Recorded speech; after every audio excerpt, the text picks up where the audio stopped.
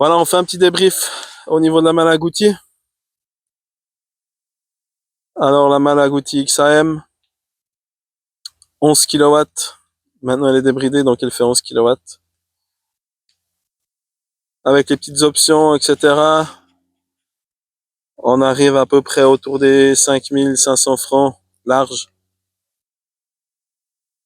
Voilà ce que vous pouvez vous offrir, plus ou moins pour ce prix-là.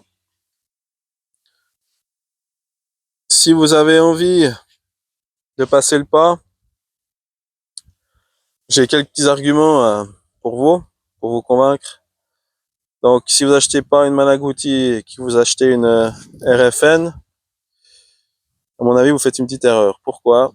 Si vous prenez la RFN Endurance ou la Malaguti XAM qui est homologuée, la L1E, la grosse différence, c'est que quand on pèse sur le bouton Rocket, il est tout le temps allumé.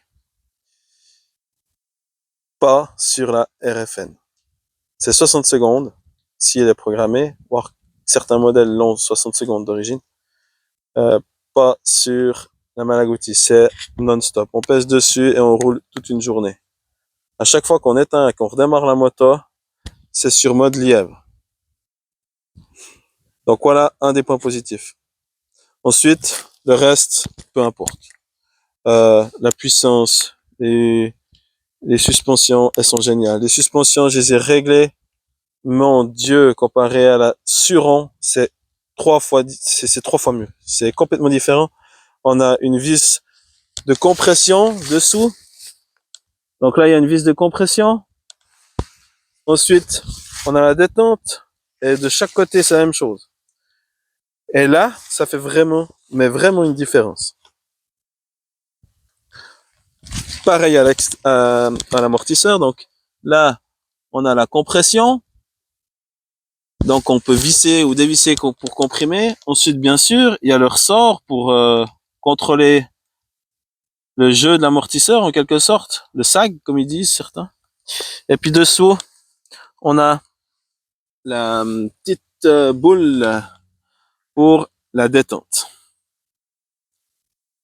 Donc ça, c'est vraiment les suspensions qui sont au top comparées à la Suron.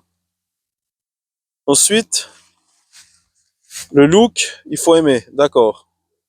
La Suron, elle a un look cool, je suis d'accord. Mais la Suron,